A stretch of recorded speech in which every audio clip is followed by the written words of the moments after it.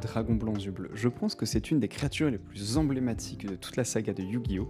Et ayant 31 ans, j'ai grandi avec. De mémoire, c'est arrivé en France quand j'étais en CM2, ce qui fait que je connais Yu-Gi-Oh! Depuis que je suis tout petit. J'en profite d'ailleurs pour vous faire un petit placement avec une carte que j'ai fait grade chez CCC Grading, qui est français. Une vidéo d'ailleurs sera dédiée à ça. Doc7, je te remercie pas, à cause de toi, j'ai dépensé beaucoup d'argent dans toutes mes grades de cartes, mais je suis pas mécontent du résultat. Mais alors aujourd'hui, on l'a vu, cette petite figurine, petite, que dis-je, grande figurine, qui fait quand même 55 cm de large, elle est posée juste là, juste derrière moi, et je vais vous la présenter dans quelques instants. Mais avant ça, hop là, regarde-moi ça, c'est le package de la figurine. Je tenais à vous le présenter puisque c'est une figurine que j'ai attendue longtemps, ça, je l'ai attendue genre quasiment 2 ans en fait, tout simplement.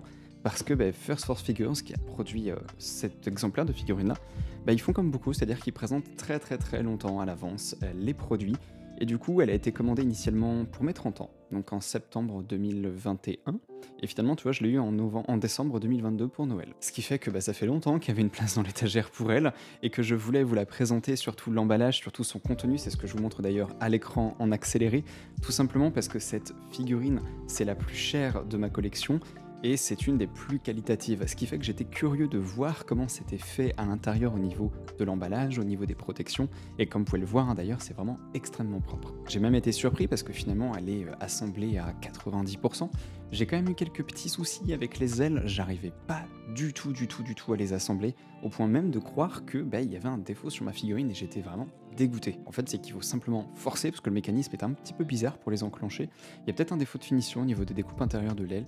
Je ne sais pas, j'ai un peu galéré, mais en tout cas, le rendu final est incroyable. Et donc là dans la vidéo, vous voyez encore et encore à l'intérieur de la boîte. Ce que je vais faire là, c'est vous montrer surtout l'extérieur.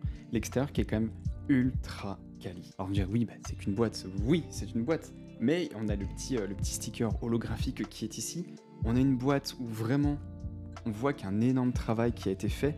Et ce qui est intéressant, c'est que si c'est une boîte que vous avez vue en rayon dans un magasin, le seul fait de faire ça, de retourner, eh bien vous voyez vraiment plein de détails, vous voyez tous les côtés de la figurine, différentes versions, on va y revenir.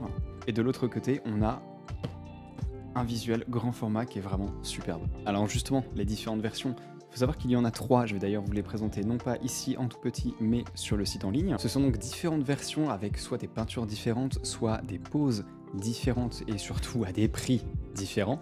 On va en avoir avec justement une boule d'énergie qui est dans la gueule, qui est allumée, avec un support, un socle qui sera différent, avec des poses qui seront différentes. Honnêtement, moi, c'est le premier modèle que j'ai de la figurine, modèle qui est à peu près 185 $.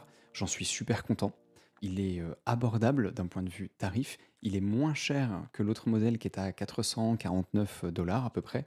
Certes, la pose est peut-être un peu moins dynamique, mais je trouvais l'effet de fumée un peu kitsch sur le modèle un peu plus cher.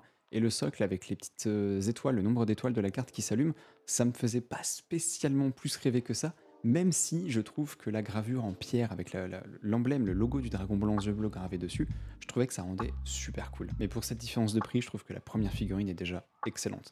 Il y en a une également du Magicien des Ténèbres, peut-être qu'un jour je l'achèterai, je ne sais pas encore, je verrai un peu plus tard. Toutefois, faites attention avec le plus tard parce que ce sont des figurines qui sont en édition limitée. Ok, il y a 10 000 exemplaires, mais je me suis déjà fait avoir en me disant je vais attendre, et puis boum, figurine plus en stock et introuvable, sauf sur eBay à 2, 3, 4 fois leur prix d'origine. Mais sans plus attendre, hop, regardez-moi ça.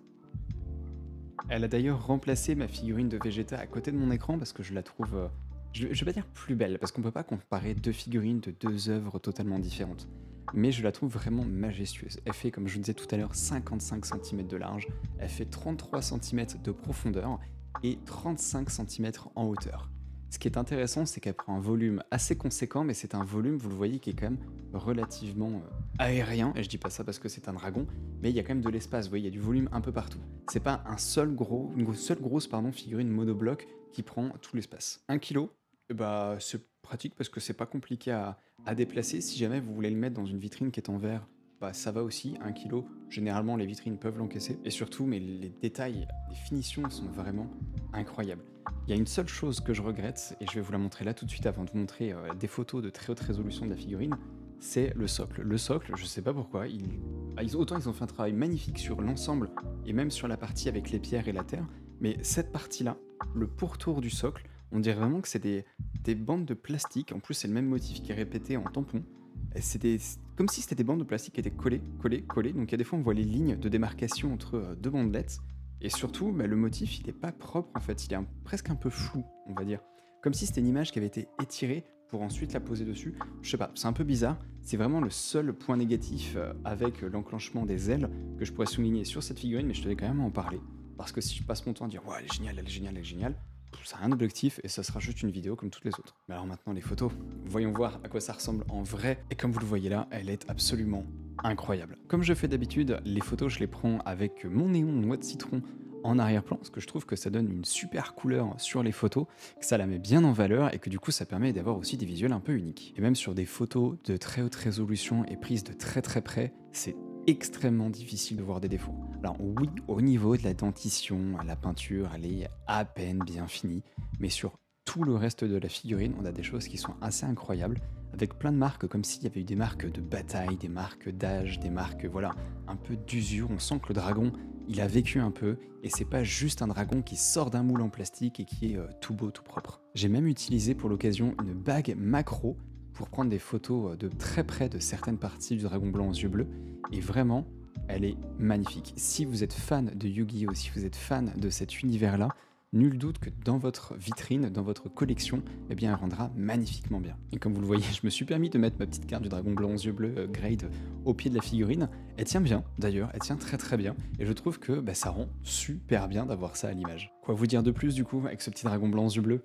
Bah qu'il est cool, qu'il est beau, que j'aimerais bien en avoir deux autres aussi, histoire d'avoir cette fameuse collection avec 3 dragons blancs aux yeux bleus, côte à côte, plus une figurine de Kaiba.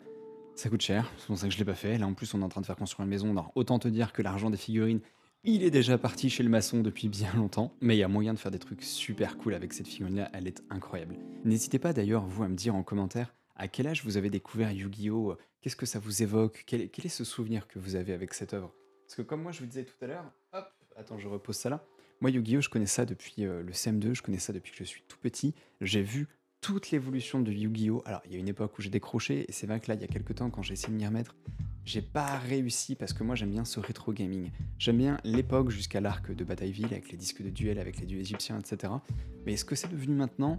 Je suis pas fan. Là, quand je teste le dernier jeu en ligne, la Yu-Gi-Oh! Qui est sorti, je prends pas plaisir. Moi, je joue un peu comme je jouais à l'époque, et là, le mec, il va me sortir une carte, combo, combo, combo, combo. Et pendant 5 minutes, il fait ses combos, enchaîne, enchaîne. À la fin de son tour, il a invoqué 20 cartes différentes, il a 4 monstres sur le terrain. Moi j'ai une carte magique retournée, un petit monstre en position de défense et je me fais éclater.